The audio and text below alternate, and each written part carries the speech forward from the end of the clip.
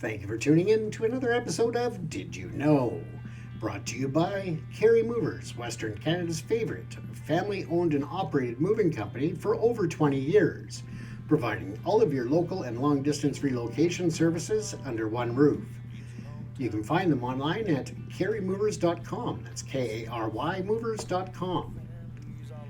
As Canadians prepare for upcoming ceremonies marking Remembrance Day, the unique style and monuments at this park are some of the most understated in the country, which is just my opinion. The History of War Memorial Park in Oshawa, Ontario is valuable and involved international input and contributions. Memorial Park is located on Simcoe Street South between Gibb Street and Bagot Street in Oshawa. It was constructed in memory of the citizens of Oshawa who sacrificed their lives in World War I, World War II, and the Korean War. Dr. T.E. Kaiser was the leader of the drive to erect a monument dedicated to the citizens of Oshawa who had sacrificed their lives in World War I. It was Kaiser's daughter Josephine who suggested the Garden of the Unforgotten for the park. The monument was unveiled by Sir William Mullock, Chief Justice of Ontario, on Remembrance Day in 1924. The monument included bronze tablets which listed the names of 138 Oshawa residents killed in World War I. The monument, though based on a structure in Evesham, England, is quite unique.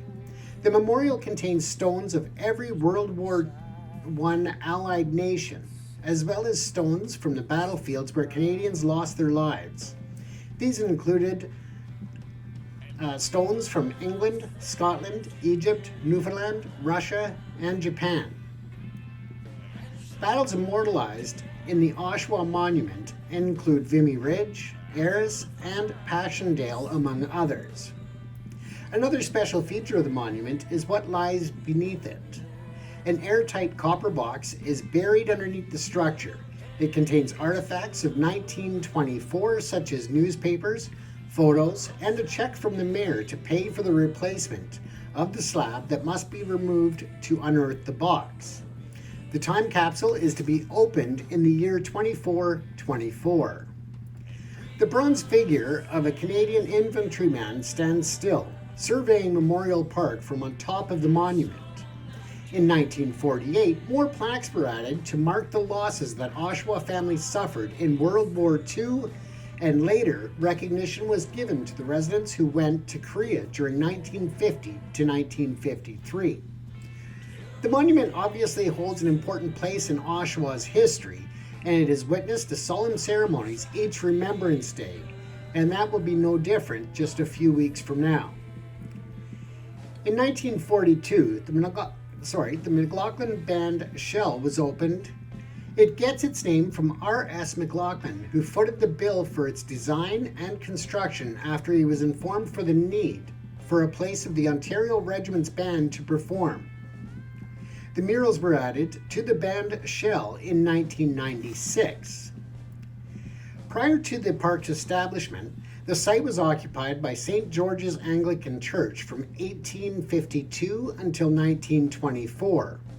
In April of 1939, a stone commemorating the former site of St. George's Church was placed in the park by members of the church's congregation. It was also the second site of the Peddler People Limited factory, which operated at the corner of Simcoe and Metcalfe from 1892 to 1920. Today there is a plaque in the park commemorating the factory and the role of the Peddler people in Oshawa's industrial history.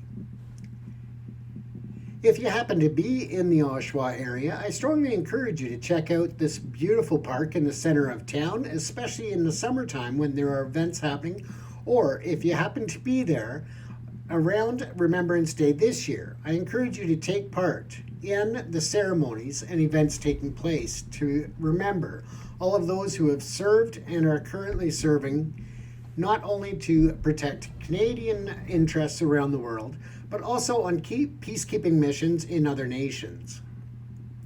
Without those brave men and women of past and present, we would have no future. So remember to thank a veteran. Once again, this is Did You Know, brought to you by ProPix Canada Media and Carey Movers Limited.